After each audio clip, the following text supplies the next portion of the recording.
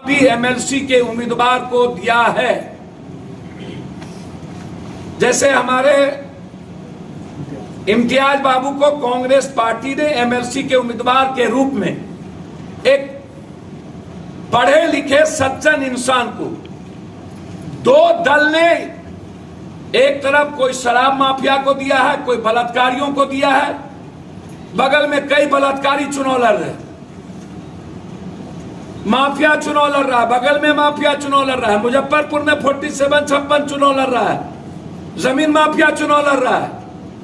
Congress party ने जितने उम्मीदवार दिए हैं वह एक पढ़े लिखे सज्जन इंसान को, जन अधिकार पार्टी का निर्णय आज से एक सप्ताह पहले था कि हम हर परिस्थिति में जहां भी कांग्रेस पार्टी अपनी उम्मीदवार देगी, जन अधिकार पार्टी की हैसियत और औकात एक का रहेगा। हमारी पूरी जो यहां पर साथी बैठे हैं नीचे और ऊपर, पूरी ताकत के साथ हम लोग डॉक्टर इम्तियाज जी के साथ, कांग्रेस की विचारधारा के साथ एक अच्छे एमएलसी को चुनाव में इन माफियाओं को हराने के लिए, इन शराब, गांजा, 47, 56, जमीन, बालू, सारे माफियाओं को हराने के लिए संकल्पित है हमारी पार्टी।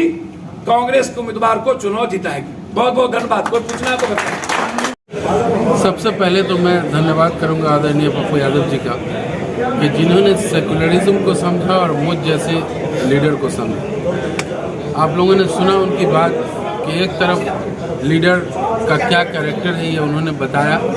मैं किसी पर कटाक्ष नहीं कर रहा हूँ।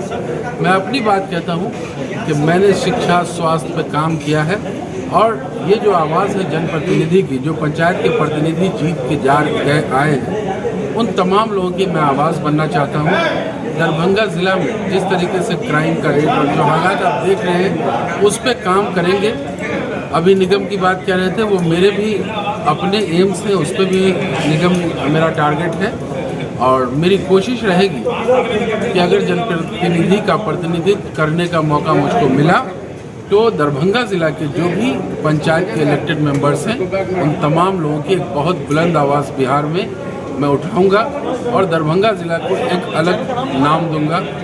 जो कि इन लोगों ने मुझ पर यकीन किया और उस यकीन का क्या फ़ायदा हुआ वो रिजल्ट बाद में इनको मिला। पानी के बीच देखिए, पंचायत जो प्रतिनिधि हैं बहुत सारा इशू है उन लोगों के साथ। सबसे बड़ा इशू जो मैं महसूस करता हूँ कि पंचायत प्रतिनिधि जीतने के बाद, बड़ी मेहनत के बाद जीतता है, समाज के बीच जा करके काम करते हैं, वो सबसे टफ टास्क है।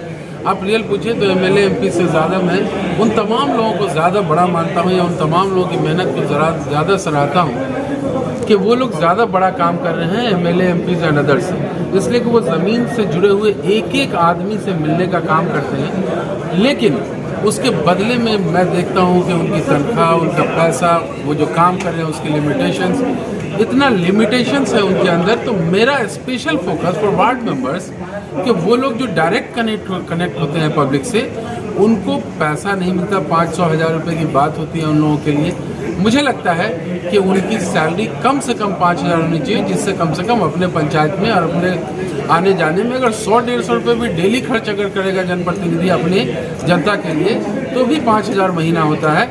मैं उसकी लड़ाई बहुत मजबूती से लड़ूंगा। मैं तमाम जनप्रतिनिधि को कहता हूं कि अगर मुझको मौका मिला तो ये मेरा बहुत अहम मुद्दा होगा कि कम से कम जीवन यापन करने के लिए कुछ तो करना पड़ेगा। तो एक आदमी जो पब्लिक की लीडरशिप अपने आप को लीडर बना रहा है, लीडर पब्लिक ने बनाया उसको, उसके लीडर के पास कुछ होगा तभी कुछ कर सकता है। तो ये 500 और 1000 रुपये की सैलरी, मुझे लगता है कि इस सैलरी को बढ़ाना चाहिए। मैं सरकार से अपील करूंगा और मैं किसी पे कटाक्ष नहीं करूंगा। मैं इतना जानता हूं कि मैं काम करने वाला हूं, काम करूंगा।